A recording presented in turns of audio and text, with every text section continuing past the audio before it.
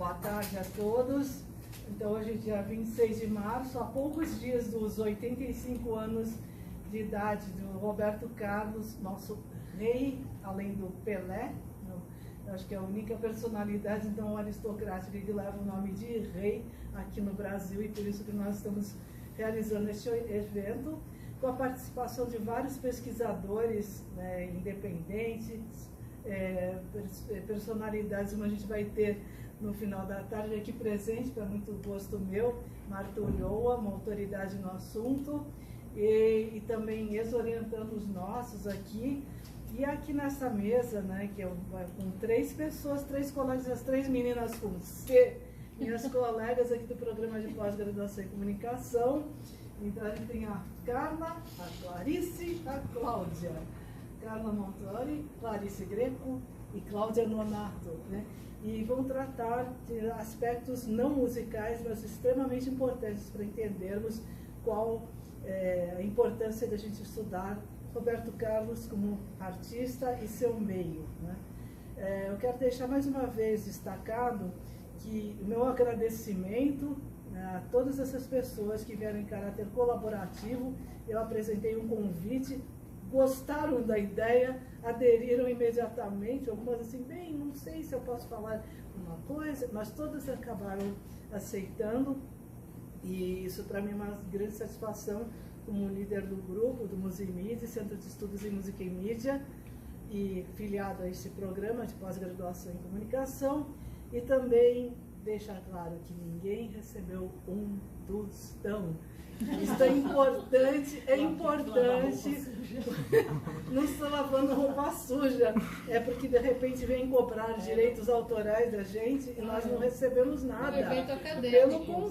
É um evento acadêmico, mas mesmo assim isso já aconteceu comigo outras vezes, sim. Então é só para deixar claro, estou falando em tom bem-humorado, mas é muito constrangedor ver gente de ECAD e outras coisas assim, só porque a gente está falando de música, né? Então, isso já aconteceu mais de uma vez. E é importante também para ninguém pensar que eu, alguém aqui, está tendo benefício financeiro, inclusive a Unip. Bom, posso essa observação desagradável, eu passo a palavra às minhas colegas. Que eu fez uma organização aqui, então eu vou começar, mas começo logicamente dando boa tarde para todo mundo, agradecendo a Ilô pela ideia e pelo convite, né? Não chega a ser uma homenagem, é mesmo um momento de discussão e reflexão sobre um artista que é relevante na cultura brasileira, né? Então, boa tarde às minhas colegas de mesa aqui também. Não precisa por ainda, eu vou chamar o Tá bom. Ele é só por fim para mostrar os meios. Tá. Então, eu sou a Clarice Greco, professora aqui do programa, e eu tenho eu tenho 2 linhas de pesquisa. Uma delas é televisão, telenovela, então tudo que é de cultura midiática, né, cultura popular ou pop, eu tenho como objeto de estudo, e também estudo fãs, que é sobre essa linha que eu vou endereçar um pouco mais aqui hoje. Então, os estudos de fãs, eles são basicamente um desdobramento dos estudos culturais britânicos, né? Então, quando a gente tinha ali uma linhagem teórica nos anos 60 e 70, muito pautada em uma crítica alemã dos meios de comunicação, os estudos culturais, eles equilibram isso, colocando o olhar muito sobre as classes populares, e então comentando como nem tudo era veneno, como a classe popular também tinha apropriações, usos e reflexões sobre aqueles objetos. E daí vem o estudo de fã, que é também um estudo do espectador que seria especializado, mais envolvido do que o espectador comum, né?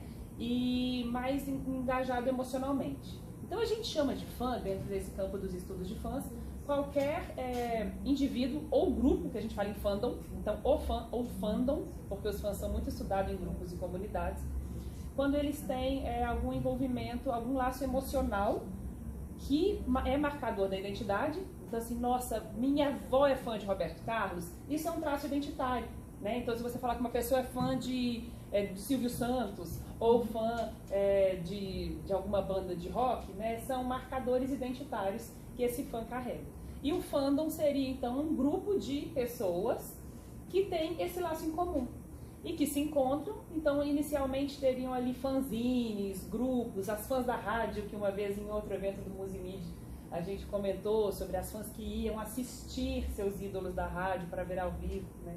Então o Roberto Carlos, ele por ser essa figura midiática muito forte no Brasil, é uma figura artística, mas eu vou colocar midiática porque a gente vai ver que a mídia tem um papel muito importante em transformar Roberto Carlos no que ele hoje em dia se tornou, né? Esses fãs, inclusive, é muito comum nos estudos de fãs a gente identificar nomes dos fandoms. Então, quem é fã de Star Trek são os Trekkies. Quem é fã de Doctor Who são os Whovians. Aí a gente sempre fala que a pessoa é noveleira, né? Então, existe essa coisa, o fã de novela é um noveleiro. E existe um nome para o grupo de fãs de Roberto Carlos que eles se chamam de adoradores do rei. Então, assim, são os adoradores do rei. E essa ideia do rei, ela surge justamente de uma figura midiática e dessa relação com os fãs, que o elegem rei, e a mídia suporta isso. E aqui a gente acaba fazendo, às vezes em tom de brincadeira, o rei, né? Porque se a gente não é nem mídia nem fã, talvez a gente não perceba a simbologia que isso carrega. Mas o fato de ter uma nomenclatura, ela diz muito também sobre essa relação, né? Então esses adoradores do rei, claro que a gente falou das fãs do rádio, depois em certo momento a gente falava em fãs com as fanzines, seria uma organização de uma produção de fã. Então, as revistas de fãs em que as pessoas escreviam, um jornalzinho, e os fã-clubes. Então o Roberto Carlos teve fã-clubes, e os fã-clubes costumavam ser pequenos ou grandes, né, organizados em torno de às vezes era um presidente do fã-clube, é um grupo, né? De repente tinha hierarquias, né? Existe o diretor financeiro, o presidente, o vice-presidente do fã-clube.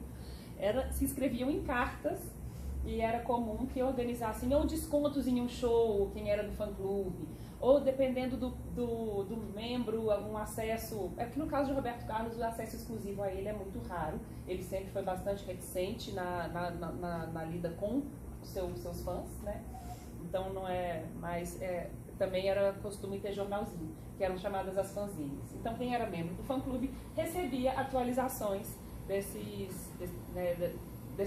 diretoria do fã-clube que trabalhava para isso. Então, já existia bastante movimento de organização de fãs pré-internet. Mas, atualmente, o que a gente vê é que os fandoms na internet, eles são muito plurais. É muito mais fácil você encontrar alguém que gosta do mesmo ídolo que você, da mesma celebridade que você. As produções de fãs são muito mais amplas, então aquela fanzine que você imprimia, organizava e mandava pelo correio, né, se torna um monte de postagens e memes, inclusive, que vou falar um pouco.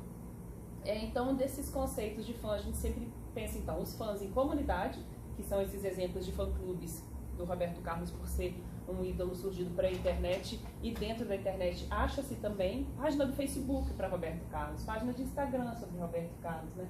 Não é a minha especialidade, mas antes de vir eu dei, né, uma pesquisada, uma olhada, e tem esse nome Adoradores do Rei, descobri recentemente também. Então essa é uma das coisas que eu queria apontar. A outra coisa é o marcador geracional, que é comum nos estudos de fãs, e não é diferente com o Roberto Carlos. É muito comum a gente, eu gosto do Silvio Santos porque vejo com a minha avó, gosto de novela porque vejo com a minha mãe, né? Então, e Star Trek por causa do tio e por aí vai. Então, o Roberto Carlos, ele tem uma passagem de uma visibilidade que é passada, muito mais feminina, né? Muito mais feminina, e às vezes não precisa nem ser a filha ficou fã porque a mãe era fã, mas cria-se um laço emocional porque a mãe gosta. Então, talvez a pessoa não se considere fã, mas ela ouve uma música e fala, nossa, minha mãe gosta dessa música, e ela chora. Então, assim, esse laço emocional, ele pode vir também dessa perspectiva, né? Inclusive, tem aqui a Marta Ulloa, que falará, acho que não está aqui ainda, mas tem um livro que ela organizou. Ela tá aqui? Então tá, tô citando, Marta. Porque ela organizou um livro com a Simone, que é a nossa colega também, que chama Canções Românticas, e no capítulo da Marta, ela cita, num dos capítulos, ela cita uma coisa que eu achei interessante, que ela fala em As Canções, o documentário lá de Eduardo Coutinho, né? 10 mulheres e 8 homens cantam canções que marcaram suas vidas, e expõem de maneira extraordinariamente singela, cândida mesmo, o porquê das suas escolhas. Com exceção de 2 homens que cantaram canções de sua autoria, um que fez uma música para minha esposa, outro uma música para a mãe, que eram falecidos. Com exceção desses 2 homens, várias canções se referiam a momentos específicos das vidas dos participantes do documentário. Ou porque eram a história da minha vida, ou porque, como numa trilha sonora, tocavam no rádio, toca-fitas ou toca-discos em momentos marcantes de suas biografias. No repertório, 3 são do Roberto Carlos. 2 vezes alguém cantou Olha, né, que fala sobre gostar da pessoa amada, e uma vez Não se esqueça de mim. Então é interessante que em 10 pessoas entrevistadas sobre músicas, 3 mencionaram músicas marcantes para si do Roberto Carlos. E aí entram algumas coisas aqui antes que eu encerre. Primeiro que é possível, claro, que existe uma relação de fã com o próprio ídolo. Acho que a Solange falou mais cedo do amor romântico da fã pelo ídolo. Então, isso não sei se ela falou de parassocialidade, né, que foi a palavra do ano pelo dicionário de Oxford do ano passado. E a parassocialidade, ela prevê uma relação de afeto unilateral. Então, é aquilo que a gente tem com ídolos e celebridades. Então, a gente realmente sente que é próximo de Roberto Carlos, ou eu sempre cito Silvio Santos, ou né, essas coisas de um ator de novela, qualquer celebridade que você tenha um vínculo afetivo, ela é uma proximidade que você acha que conhece, muitas vezes conhece mais do que conhece seu vizinho, né? Então, é só que ela é unilateral, porque o ídolo não te conhece. Então, essa parassocialidade é esse efeito emocional que existe. Então, é possível que essas canções sejam lembradas pelo ídolo por uma ideia de parassocialidade. No entanto, é possível que seja uma construção midiática, igual a própria Marta Ulloa cita. Eu lembro dessa música porque quando eu pedi minha esposa em casamento, estava tocando. Ou porque um dia que eu cheguei de viagem em casa, minha mãe estava triste ouvindo essa música. Então, esses momentos, eles são definidos pela celebridade, mas eles são definidos pela mídia que tocou na rádio naquela hora. Então, às vezes, é também ocasional e contextual o afeto. Então, música de uma novela que a gente assistia com a nossa avó. A trilha sonora traz um afeto pra gente em momento que a gente viveu, e a mídia, ela proliferava essas trilhas sonoras pra gente dentro desses momentos vividos, né? Então, isso também traz a memória afetiva. E, claro, aí também tem a função social da cultura popular, que é o repertório compartilhado. Então, todo mundo vai conhecer algumas músicas, todo mundo vai saber cantar, pelo menos as principais músicas do Roberto Carlos. Isso faz com que seja um repertório comum, né, um repertório nacional compartilhado, e que isso tem uma força que é justamente a força da cultura popular, né? Então, esse repertório comum, ele faz parte desse elemento também nostálgico e de força simbólica que causa na gente. E claro, e romântico, porque aí, né, isso também dos estudos de fãs, a gente às vezes vê os afetos, eles costumam ser os marcos mais fortes do tecido social. Então, eu me lembrei da música de Roberto Carlos para cantar como uma música importante para mim, porque tem a ver com o afeto com a mãe, com a avó, com a namorada, com o filho, com o esposo, e esses costumam ser marcos mais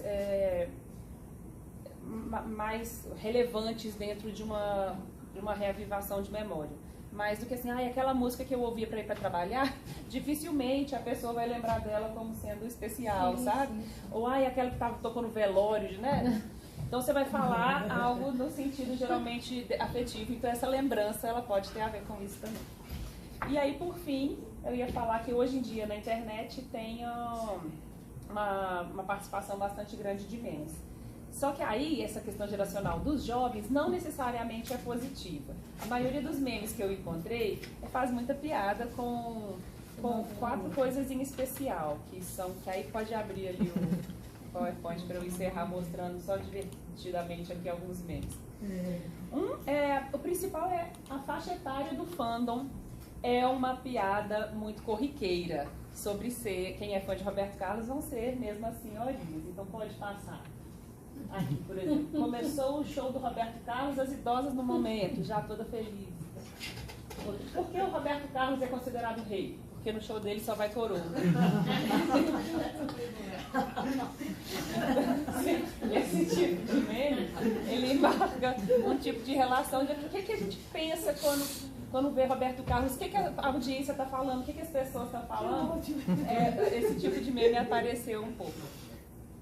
O segundo é a longevidade da tradição natalina, claro. Então, Roberto Carlos sendo descongelado no fim do ano e vendo só tem ele na Terra. Porque é tão antiga essa tradição que só ele fica dentro de um bloco de gelo e só quem está saindo do congelador para o Natal. Porque ele passaria o ano inteiro congelado e apareceria, né, aquela uma vez por ano. Especial de Natal de 2099. Jesus Cristo, ainda estou aqui. Então, isso é muito corriqueiro, muito dele congelado, dessa coisa. Aí o próximo, que é do emprego dos sonhos, pois ele tem, pode passar, bom mesmo é a escala de Roberto Carlos, 1 por 364. Então, recentemente na discussão sobre a escala 6 por 1, esse foi o meme que a gente percebeu. Se ele que trabalha na escala 1 por 364 é desanimado, a cara dele, imagina a gente. Então, esse meme dizia isso.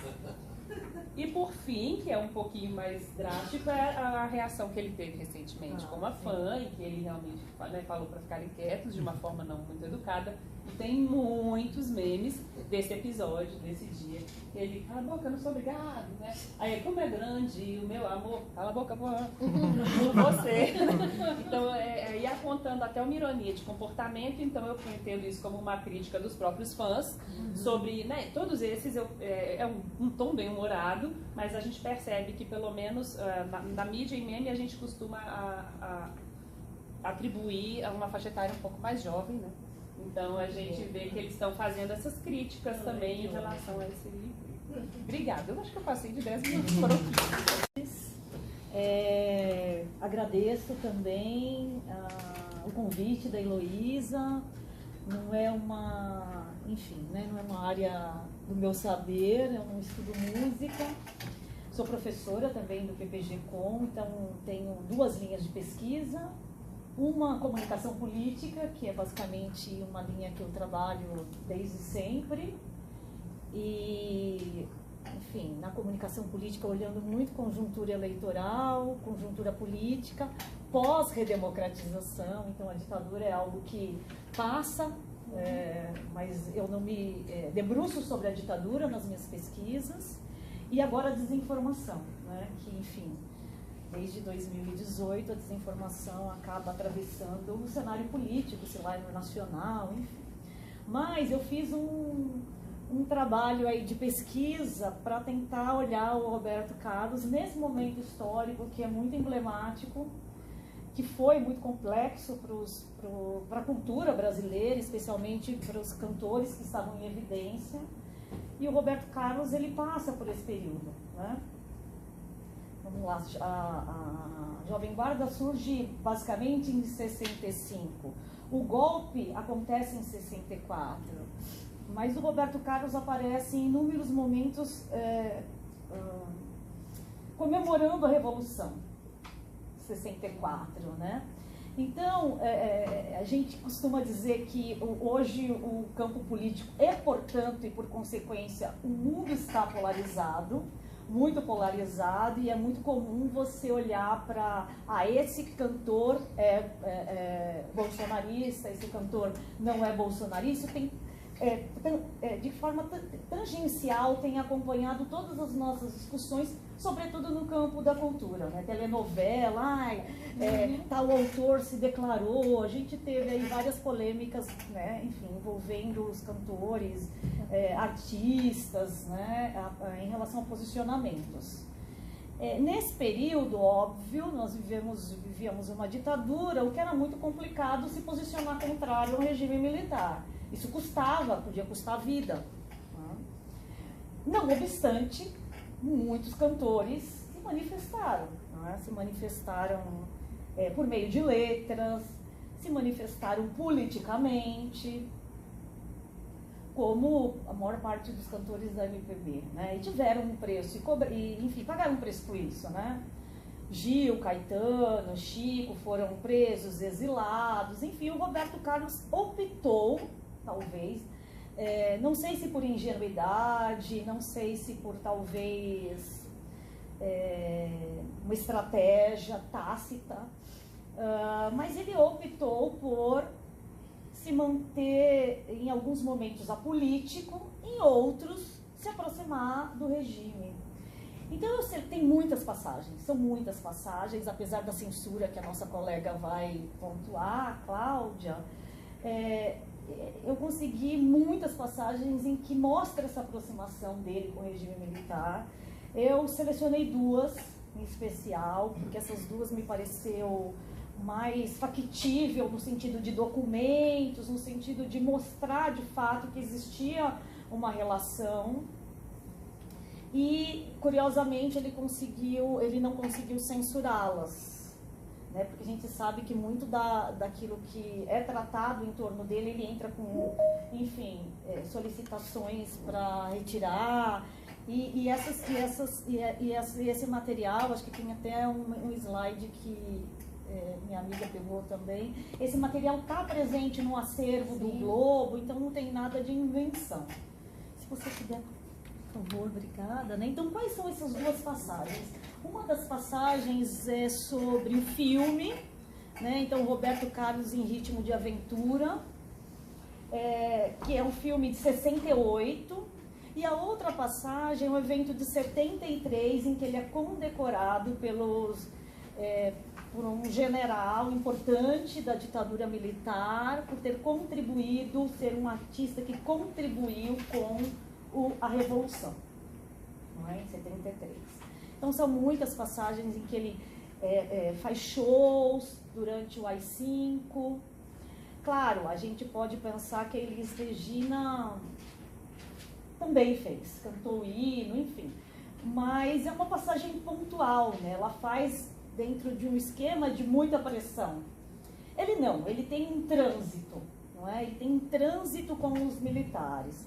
E eu acho que esse filme de 68, que é Roberto Carlos em Ritmo de Aventura, assim, ele é muito interessante porque, veja, tudo que os artistas produziam, sobretudo em termos de narrativas audiovisual, passavam pela censura.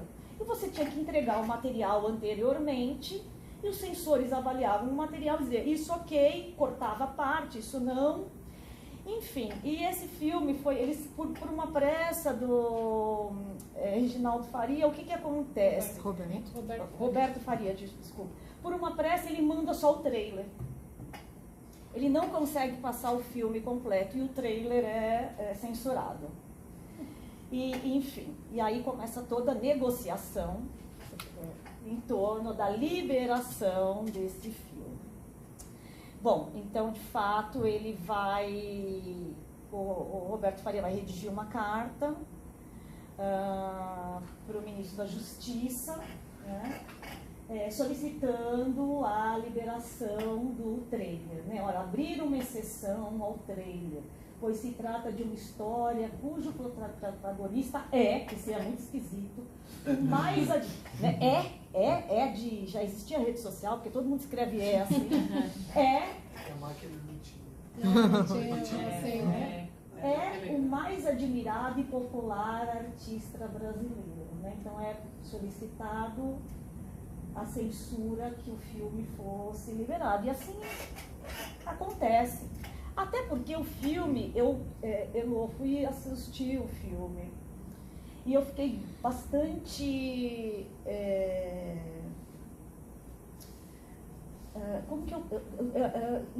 assustada, impressionada com a forma como os militares aparecem, né? Enfim, tem muita apologia ao regime militar, né? Se vende uma ideia dos militares vitoriosos, Esquadrão da Fumaça, ou seja, né? Então Roberto Carlos está, enfim, fugindo de ladrões, enfim, e os militares o ajudam. Então cria-se algo muito simpático em torno dos militares, né? Uma narrativa que os militares estão ao lado dele de alguma forma para auxiliá-los. É uma narrativa muito simpática que naquele momento não combinava com, ainda não era o AI-5, mas não combinava com a estrutura política que a maior parte da população vivia, sobretudo os artistas, em especial quem produzia cultura. E aí eu tentei, eu não sou realmente uma pessoa da tecnologia, viu, Hugo? O que eu fiz? Durante o filme, eu dei um stop e quis mostrar essas partes em que existia uma apologia às Forças Armadas. Então, as pessoas, ele é cercado pelo carro dos inimigos e chega todo um aparato militar para ajudá-lo, enfim. Ninguém se sai machucado, mas há bombardeio. Aí o Roberto comemora ao lado dos militares. É algo assim bastante estarrecedor, né? Então, essa parceria, né, de alguma forma, aparece, né, como? Um apoio logístico, tropas e blindados reais são usados na superprodução. Tanto é que eles agradecem no fim aos militares, eu vou mostrar. Os militares ajudam o protagonista a finalizar o conflito sem causar nenhuma vítima, então os militares de fato, enfim, né, estão ali mais para proteger, essa ideia de proteção, né? E claro que a imagem que é projetada é uma imagem simpática e ao mesmo tempo muito poderosa do regime militar. Né? Porque você tem as forças aéreas também, a FAB está junto, tem o exército, enfim. E aí, claro, no final, você tem ali os agradecimentos ao comando do 1º Exército, Divisão Aérea Terrestre, General Adalberto Pereira dos Santos, Comando do Corpo de Fuzileiros Navais, Força Aérea Brasileira, Esquadrilha da Fumaça, e a lindíssima parte da Esquadrilha da Fumaça, porque ele começa a fazer toda uma movimentação em torno do filme, para construir uma narrativa mesmo. É muito curioso, porque quando eu comecei a estudar o Jornal Nacional, que foi meu objeto de estudo durante o mestrado e doutorado, eu faço uma trajetória, né? Porque a política a gente sempre vai reconstruindo essa trajetória, e tem uma fala muito interessante que veja, dos militares, né? Porque o Boni faz um livro depois, que é lógico que eu quero... Enquanto o mundo está em guerra, eu quero que o Jornal Nacional passe a imagem de que o Brasil caminha bem, rumo à prosperidade. Então tem que falar de baleia, sim. Tem que encerrar o Jornal Nacional com uma mensagem positiva, porque a ideia é o Brasil tá tudo bem no Brasil e o mundo está em guerra. Né? Então essa ideia, né, de construir um ideário da ditadura foi tão... Bem realizada, que as pessoas hoje falam, defendem. Ai, como era bom a época da ditadura. Não é? As pessoas, enfim, defendem,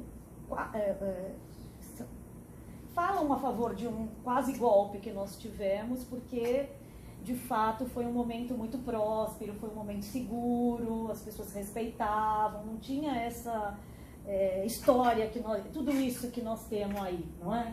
Então, é um pouco esse simbólico, né? Essas matrizes culturais, né, Clarice? De alguma forma que vão sendo repassadas entre fãs da ditadura, entre jovens, por exemplo.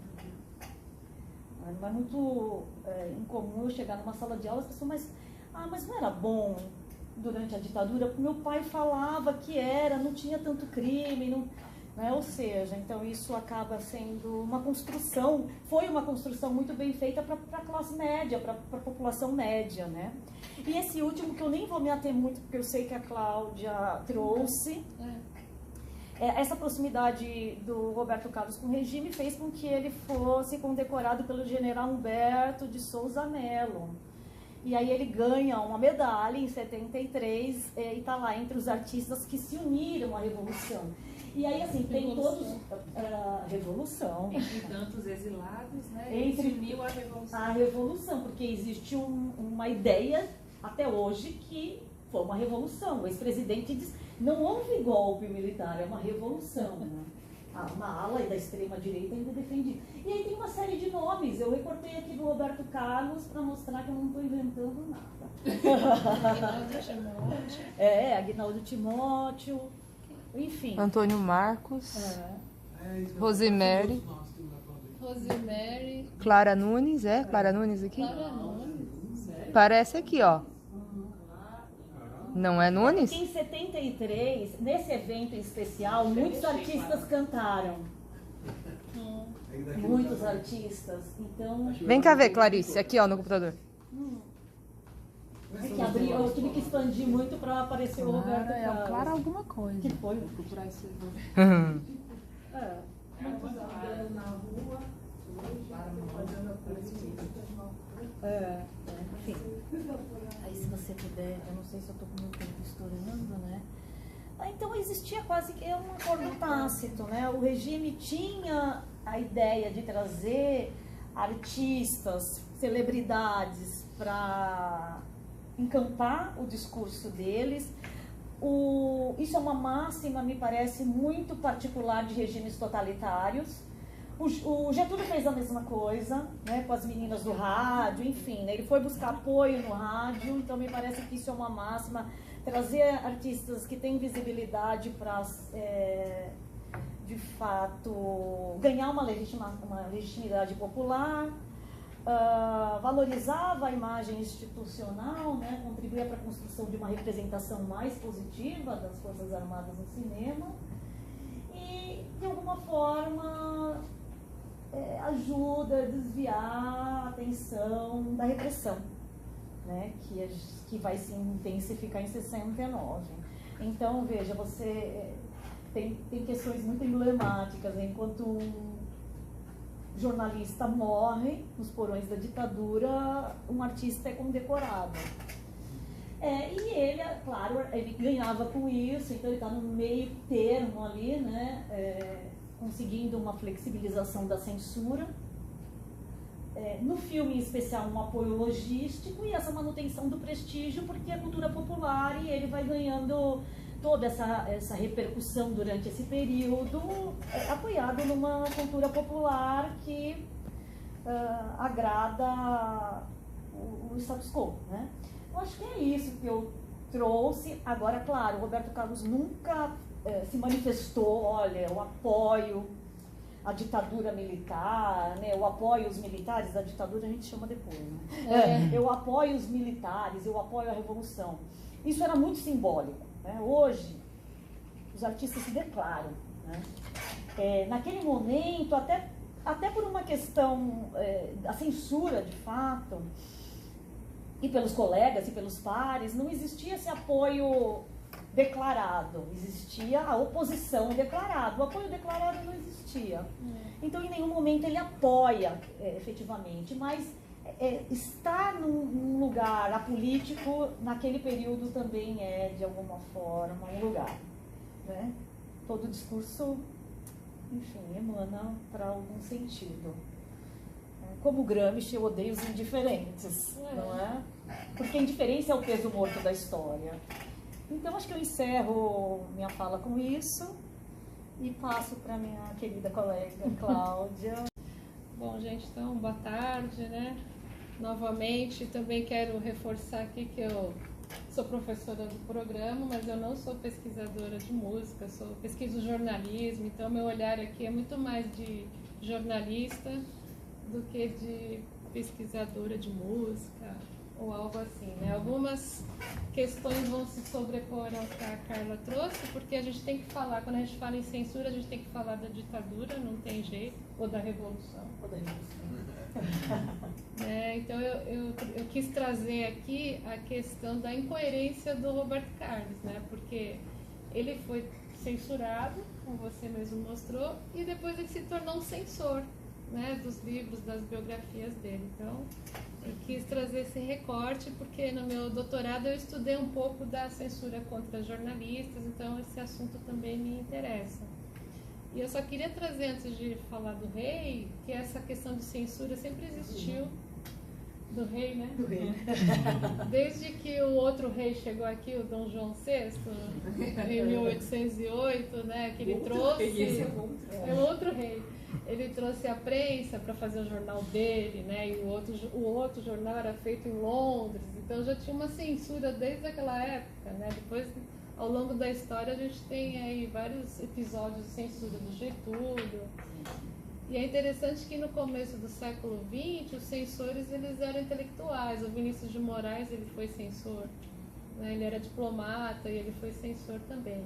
E só no período da ditadura que essa questão de censura, né, se tornou mais governamental, a gente pode dizer assim. E a censura ela pode vir do lado externo, né, para controlar alguém ou alguma coisa, e pode ser também do lado interno. A gente também faz autocensura, tá? Eu queria colocar essas questões aí. Então eu coloquei, né, ambígua relação do rei com a repressão, alvo da ditadura militar e censor de sua própria história. Bom, só já falando do rei, né, do Roberto Carlos. A minha relação com o Roberto Carlos também é uma relação afetiva, porque eu fui criada ao som de Roberto Carlos, né? Já tem a música que minha mãe colocava quando eu estava no berço e até hoje lá em casa é Roberto Carlos. A minha relação com a música é essa, mas com o artista é mais de observação mesmo, e essa incoerência, como a Clarice mostrou no final, que é esse mau humor agora, né, que ninguém entende.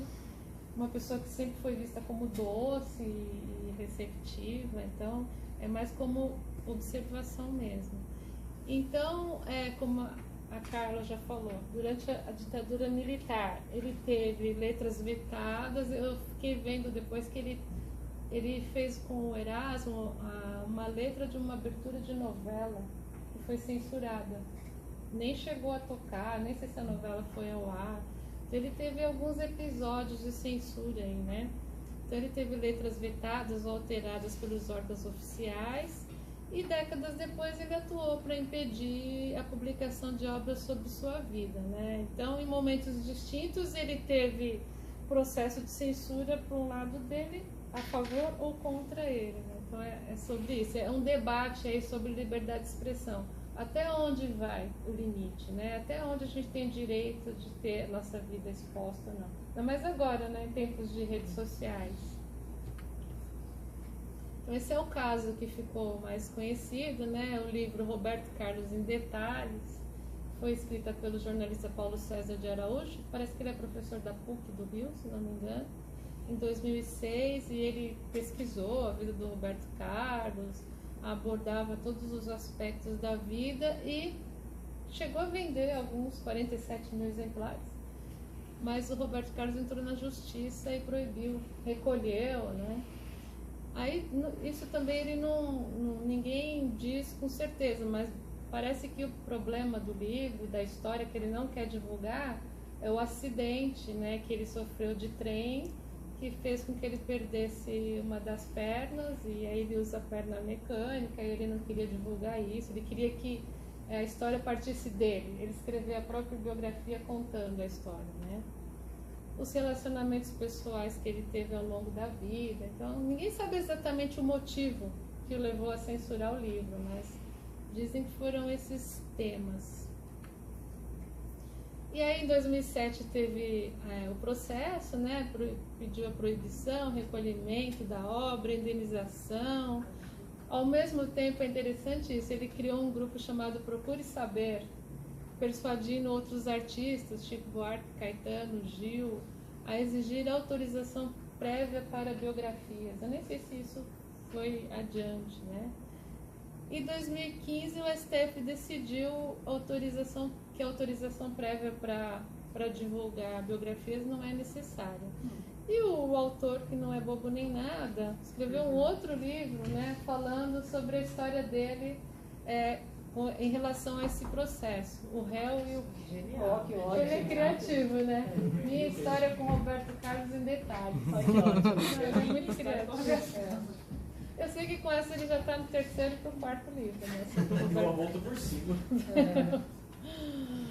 E essa questão do livro trouxe aí um debate sobre a privacidade, né? Essa questão da liberdade de expressão. O Roberto Carlos, o que ele diz, né? É invasão de privacidade, ele se baseou no Código Civil vigente da época, e os intelectuais ali, as pessoas criticavam, diziam que era uma postura vista como uma tentativa de controlar a imagem de forma patrimonialista, assim. Ele queria que divulgasse. Ele é muito certinho, né? A gente sabe que ele tem toque e tal. Então tem que ser a história do jeito que ele quer, assim como os shows dele são assim. Tem que ser tudo ensaiado do jeito que ele quer, né? De azul. Todo mundo de azul. Hoje eu vim de azul, é melhor. Eu e a Clarice. A questão central desse debate, né? Até que ponto a defesa da vida privada pode justificar restrições à produção cultural e histórica, né? Então, tem esse debate até hoje, e depois com a política vieram outros debates sobre liberdade de expressão, e é uma questão que ainda não está totalmente resolvida. Aí vem a foto, essa é outra, né? Nossa, Bom, a Carla já falou bastante sobre isso, né? Que ele teve músicas barradas, mas ele teve uma postura neutra e apolítica. Ele nunca se posicionou mesmo, nem a favor nem contra, né? Ganhou a medalha do Pacificador em 73, ele apareceu num programa em 75 em homenagem aos 11 anos do golpe. Em 80 ele ganhou uma concessão de rádio, né? Ele foi agraciado pelo regime com permissão para operar uma emissora. Ele assinou contrato também com a Globo, né? Que era uma emissora que foi apoiada também pelos militares. 50 anos de contrato com a Globo, por favor.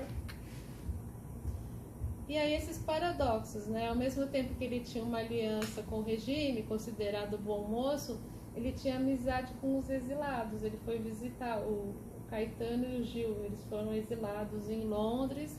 Ele foi lá fazer uma visita. E aí ele escreveu a música Debaixo dos Caracóis dos Seus Cabelos para o Caetano, né? Ele gravou a música do Caetano como 2 e 2. Então é uma postura assim que ambígua, né? Ele é um aliado silencioso ou artista que optou pela alienação? Você falou isso também. A gente não sabe se foi uma opção dele para continuar, né? E aí tem algumas questões também que as músicas dele foram usadas para torturar. Dizem que esse é o Rubens Paiva, né? Ele foi, enquanto ele era torturado, os militares tocavam Jesus Cristo, né? Eu quero apenas. Então teve essa questão também. Os militares gostavam muito da música dele. Ele foi censurado na Argentina também. Foram 6 músicas: Café da Manhã, Desayuno, Tu Corpo é o Progresso, Los Botões da Blusa, deve ser, né? Ilegal, Imoral, Engorda, ou Se Busca, não sabe? Então. E os motivos, né? Que as canções também foram censuradas como não aptas, porque durante o horário de proteção ao menor, quando crianças e adolescentes poderiam estar escutando rádio. É porque é uma fase, essa do Roberto Carlos, que a gente fala que é a fase do motel, né? As músicas dele mais pesadas, assim. Então, na Argentina, elas foram censuradas. E Debaixo dos Caracóis dos Seus Cabelos, que foi composta em 71, para o Caetano, né, que era uma mensagem sutil de esperança e anistia, sem mencionar o nome do amigo. E ele gravou como 2 e 2 do Caetano, com críticas implícitas à falta de liberdade, e foi considerado um gesto de resistência por Roberto Carlos. Esse último Roberto Carlos, outra vez, é o último livro do Paulo lá. Nossa, mas ele quer. E é parte volume 1. E agora ele está lançando o volume 2 ainda, tá? Então ele ainda está. Tá? Então é só uma reflexão, mas nada disso apaga a importância do Roberto Carlos para a música popular, né? Isso aí é inquestionável, tá? Então é isso, gente. Então, mais uma vez, agradeço muito, né? Eu não sei o quanto vocês combinaram, mas ficou direitinho, amarradinho. Não, é interessante que quem esteve de manhã, né, rapaz? Apesar que a coisa está tendo uma continuidade, parece que a gente combinou muito. Né? Na verdade, a gente tem uma sintonia. Você viu algumas coisas aqui, né? O Roberto Carlos desperta em nós mesmo perspectivas semelhantes. Pois é. Pode ser isso mesmo. Então, é interessante que isso foi bastante mencionado de manhã, essa relação da construção da persona midiática dele, para além do cantor. Né? E saíram muitas coisas. Você queria fazer um comentário? Para você que estava aqui. O né? falou me chamou a atenção na hora, né? Quando falou da questão do aparato, né? Do exército, forças aéreas e tal. Eu lembrei da estrutura que é o mesmo modelo americano, né? Que é o Top Gun, que é o Rambo e o Schwarzenegger, né? Quer dizer, não o Senador do Futuro, o outro, né? Aquele que ele é do exército, que ele chama. Enfim, e tem todo um aparato para justificar e enaltecer a estrutura, né? Então eles tentaram, lógico, era um modelo que vinha de lá, né? Que eles tentaram puxar para cá, né? E outra coisa que eu reparei, né? Falando das músicas que foram proibidas na Argentina nesse período, era um período mais terrível da ditadura deles, né? Sim. Do Videla, né? Sim. Tudo, né? E provavelmente é a época da Copa do Mundo, né? Que 74, 78, né? 78, isso. Né? A Maradona. Argentina foi La o Mano de famoso, Just. É, 78, o famoso 5 a 0, Deus, acho que é mais né? pra frente. O Peru, né? Que vendeu o jogo, né? Pra de Deus é Argentina. 90. É a mesma época, né? Então é a estrutura, né? É um aparato, né? A estrutura militar. E a produção cultural sempre usada, né? Para enaltecer. Isso, é sempre, a ditadura sempre traz para o lado dela os meios de comunicação, né? E outra coisa que a Clarice falou que é de novela, né? Eu adoro novela, eu sou noveleiro. Ele tem sobre uma música de telenovela. Trilha sonora também. E eu tava lembrando, né? As novelas também, né? Ah, sim, não tenha dúvida. E as novelas também, né? E as músicas também, né? Porque toda novela, né, durante um tempo, tinha pelo menos uma canção do Roberto. Sim, né? E também para enaltecer o sistema, né? As últimas músicas que ele fez foram para novelas. Esse cara sou eu. É da sereia lá. É o aparato midiático todo também, reforçando quem está alinhado, quem a gente vai mostrar e quem a gente não vai mostrar, pode ter a beleza da É o que me parece que as coisas são muito mais organizadas. O Brasil é uma confusão, uma bagunça, mas tem coisas que são muito organizadas que a gente nem imagina. Mas o aparato midiático é muito Existe É muito coerente. São muito coerentes e organizados. Verdade. Então, parabéns, adoro. Nossa, sensacional. Por exemplo. A gente pode pegar um pouquinho do Murray Schafer, né, que quando ele fala que ter o poder político é ter o maior barulho possível e que as pessoas só, é uma das teses dele, né? Ruído igual a poder, ruído sagrado. Por que é sagrado? Porque ele é venerado sem que as pessoas saibam que ele é um agente de dominação e tudo isso. Ele é aceito e somente quando as pessoas percebem, Ela quer falar. elas percebem que é um poder político que está dominando. Muito interessante. A Marta tem uma pergunta, ela vai falar. Pode falar, Marta. Oi, pessoal, desculpa, eu sou, eu não conheço muito bem essa coisa, eu gostei muito essa coisa dos fãs, porque eu trabalho com recepção, e aí, mas é pela etnomusicologia, mais etnografia, né? Então, eu acho muito interessante que quando eu fiz a pesquisa, sei lá quando, 2015, que eu pesquisei os vídeos, eu vi um vídeo paródia que era um tipo de meme. E aí, então, sabe, é muito interessante, eu nem vou falar sobre esse hoje, porque é tanta coisa, né? Mas, assim, é sobre aquela música O Portão, que então, foi um rapaz chamado Bruno, e aí, então, ele em 2007, né, O Portão é de 74, em 2007, o cara era ensino médio, tecnológico, e aí, então, ele colocou esse vídeo, abriu esse coisa. E ele só tem 2 vídeos, quer dizer, ele não é fã do Roberto Carlos. E aí, então, o que acontece? Por que aconteceu? Ele fez uma gozação mesmo. Eles eram gente, assim, fez uma espécie de uma paródia, né, filmado. E aí, então, tipo, num condomínio, acho que na Barra da Tijuca. E aí é só que o vídeo fez tanto sucesso que aí ele deixou lá. E hoje, em 2015, tinha 1.757.000 visualizações. 2026 tem 3 milhões de visualizações. Então, o que eu queria comentar é que esse lado que eu tenho observado é que a mídia, obviamente, ela tem interferência, mas as apropriações que são feitas são distintas. E o significado, ele realmente é dado, né, pelo uso. Então, é muito interessante, eu gostei muito, eu vou aprender um pouquinho sobre esses estudos de fã, né? Não sou adoradora do rei, mas respeito, assim, inclusive o talento musical dele, fora o mau humor, né? Obrigada. Muito bom, muito bom. A gente vai ouvir a Marta daqui a pouco, fazendo um fechamento. Tem mais alguma pergunta? Temos pergunta do Jair Ártico, que participou de manhã. É uma pergunta para a professora Carla, tá? Boa tarde a todos. Professora Carla, hoje o cantor Roberto Carlos tem uma posição política clara. Esquerda ou direita? Ou se pronuncia politicamente? Não se pronuncia. Ou não se desculpa. Não. Ele não se pronuncia, pelo menos eu não... Nada mudou, né? Nada mudou, Acho que ele não dá nem sinais, nem né? sinais, exato. Mesmo no momento mais, né, que foi a eleição passada, ele também não se declarou nem esquerda nem direita. Estava falando com os dois agora. Mas eu acredito que Total.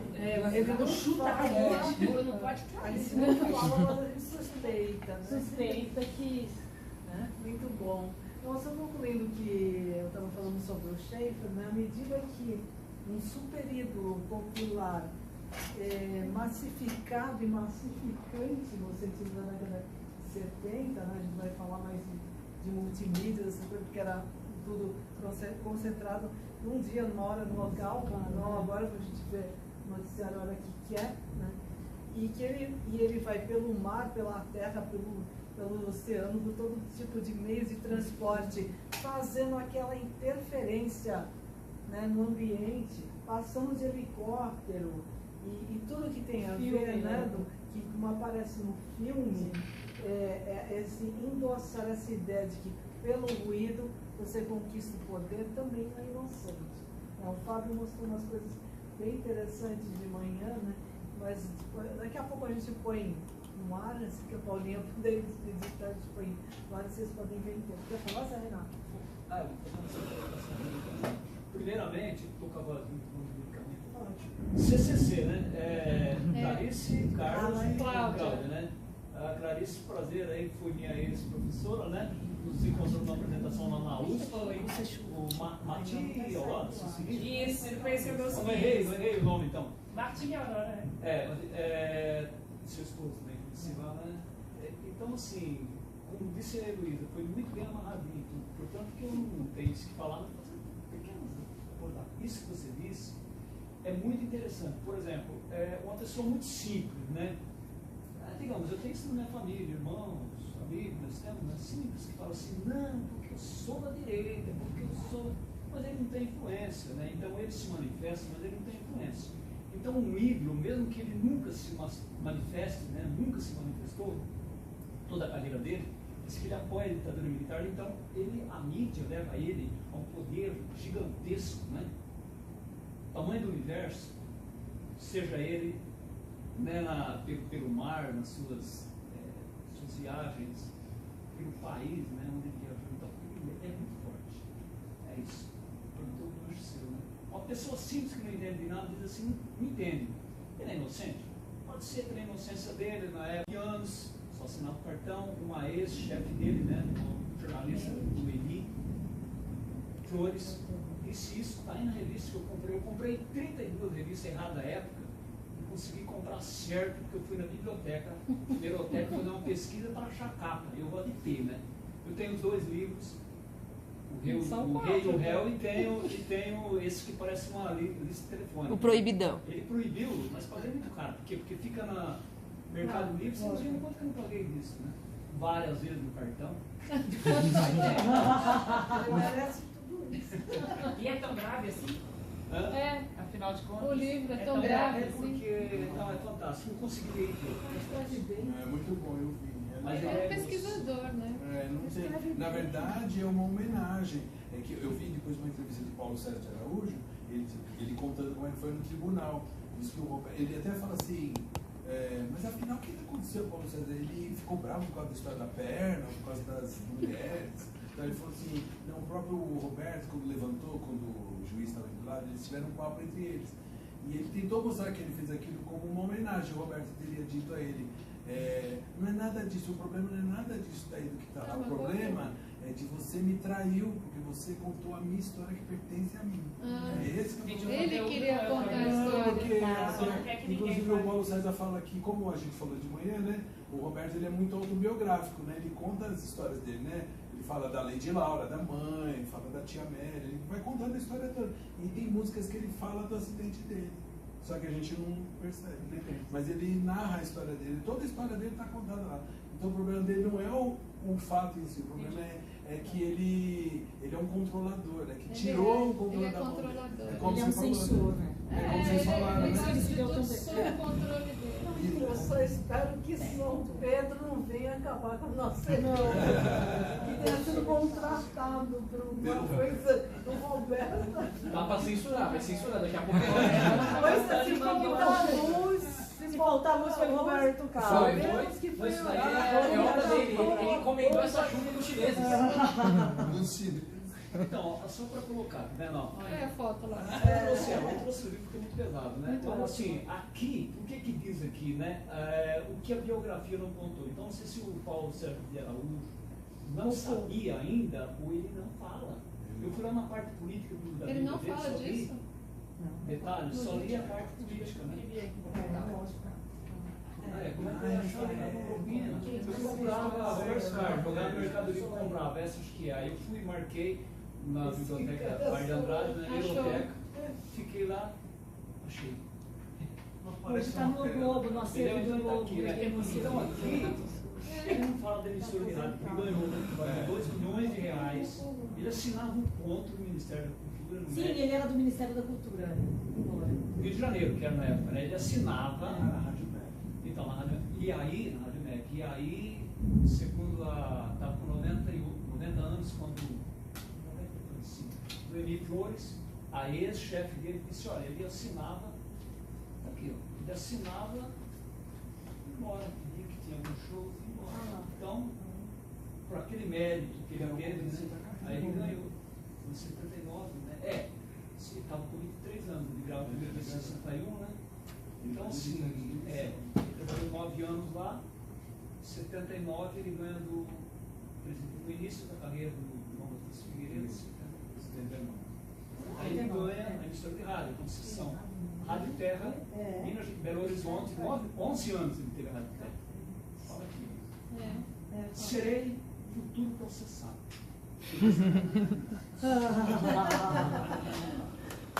Bom, pela nossa agenda aqui, a gente tem que completar uma delícia. Mas olha, a gente faz o seguinte, nós vamos continuar aqui. Se faltar a luz, a gente vai continuando